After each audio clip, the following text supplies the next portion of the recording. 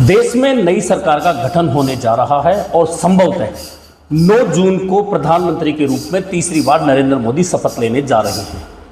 क्योंकि एनडीए को बहुमत के लायक सीटें ही नहीं मिली बल्कि उससे कुछ सीटें ज्यादा मिली हैं और चंद्रबाबू नायडू और नीतीश कुमार जिनके पास दोनों के पास मिलाकर 28 सांसद होते हैं, उनका समर्थन नरेंद्र मोदी के साथ है। इस हालात में निश्चित तौर पर आज जो समर्थन पत्र सौंपा गया है, एनडीए के नेता चुने गए हैं नरेंद्र मोदी, उस आधार पर वे 9 जून को प्रधानमंत्री पद की शपथ लेंगे। लेकिन राजनीति किस तरह से बदलती है, किस तरह से प्राथमिकताएं बदलती है, अब देखने वाली बात यह होगी। दरअसल आपने देखा होगा कि 2024 लोकसभा चुनाव जो हुआ है उस पर पूरा फोकस जो भाजपा, प्रधानमंत्री नरेंद्र मोदी, गृह मंत्री अमित शाह और भाजपा अध्यक्ष जेपी नड्डा का जो रहा, वह किसी भी तरह से मुस्लिमों के खिलाफ बोलना, अल्पसंख्यकों के खिलाफ बोलना, यूसीसी लागू करने की बात करना, मुस्लिम आरक्षण नहीं देंगे इस बात पर बोलना, यह बहुत पिन पॉइंट थे जिनके ऊपर इन नेताओं ने बात की। इसके अलावा भाजपा के बहुत सारे सांसदों ने, नेताओं ने संविधान बदलने को लेकर 400 सीटों की जरूरत है ये बात की। लेकिन कैसे परिस्थितियां बदलती हैं जब परिणाम आते हैं, और परिणाम आने के बाद परिस्थितियां बदली। आज एनडीए संसदीय दल की जब बैठक थी तो सबसे पहले प्रधानमंत्री नरेंद्र मोदी संविधान को माथे पर लगाते हैं, जिसके लिए भाजपा के कई नेताओं ने कहा कि हमें संविधान बदलने के लिए 400 सीटें चाहिए। लेकिन जब आंकड़ा 240 पे आ गया तो स्थितियां बदल गई और आज संविधान को सिर पर लगाना पड़ रहा है प्रधानमंत्री नरेंद्र मोदी को। यह बात तो हुई यहां तक, लेकिन सबसे महत्वपूर्ण बात जो प्राथमिकताएं भाजपा सरकार की या एनडीए की पिछली सरकार की थी, क्या उन प्राथमिकताओं पर यह सरकार चल पाएगी? दरअसल सबसे बड़ी बात मुस्लिम आरक्षण की है और अब मुस्लिम आरक्षण का समर्थन भाजपा को करना पड़ेगा। भाजपा पहले भी कर रही थी चुनाव से पहले, लेकिन शायद ये किसी को नहीं पता होगा कि कहां कर रही थी। दरअसल चुनाव पूर्व टीडीपी के साथ में भाजपा ने गठबंधन किया था और टीडीपी ने लगातार आंध्र प्रदेश के चुनाव में यह बात की थी कि मुस्लिम पिछड़े हुए हैं, कम पढ़े लिखे हैं, हम इन्हें 4% आरक्षण देंगे। लेकिन भाजपा ने उनके सहयोगी बनकर कभी भी विरोध नहीं किया कि हम इस जातिगत या मुस्लिम आरक्षण का विरोध करते हैं। भले ही उत्तर भारत में प्रधानमंत्री नरेंद्र मोदी हो, अमित शाह हो, जेपी नड्डा ने अलावा कई मुख्यमंत्रियों ने मुस्लिम आरक्षण के खिलाफ भाषण दिए, लेकिन जैसे ही आंध्र प्रदेश में गए इनकी बोलती बंद हो जाती थी।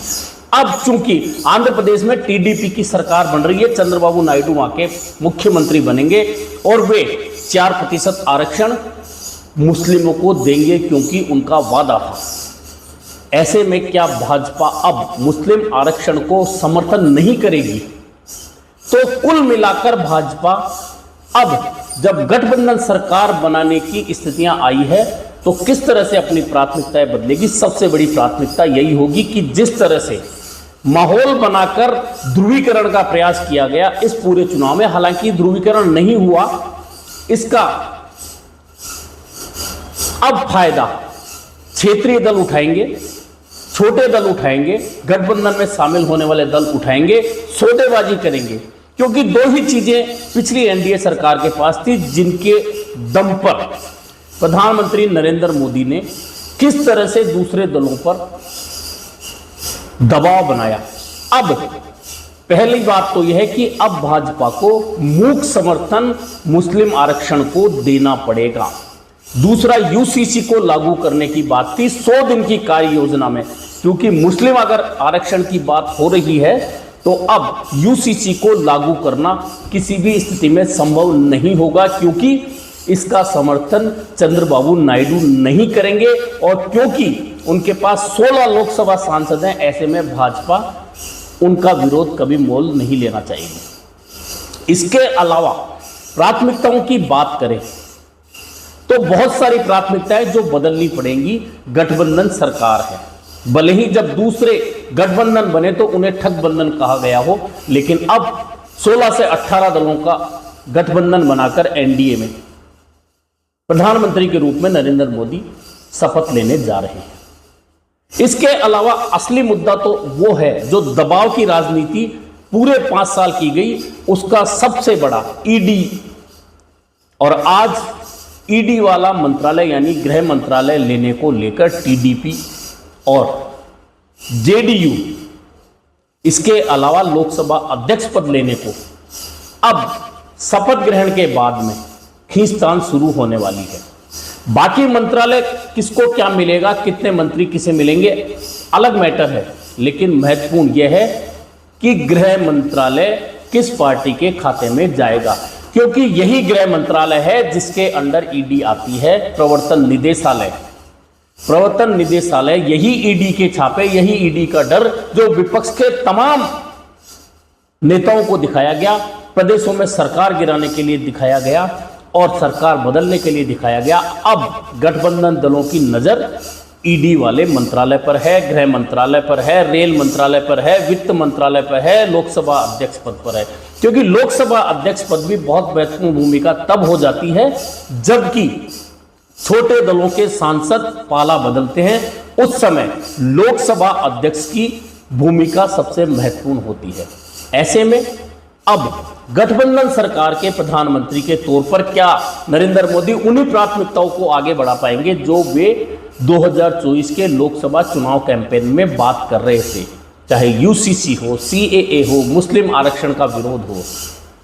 यह तो अब इन परिस्थितियों में तो किसी भी स्थिति में संभव नहीं लगता, क्योंकि 6 महीने बाद महाराष्ट्र में चुनाव है और उस स्थिति में शिंदे के 7 सांसद भी यूसीसी के पक्ष में नहीं आ सकते, मुस्लिम आरक्षण का विरोध नहीं कर सकते।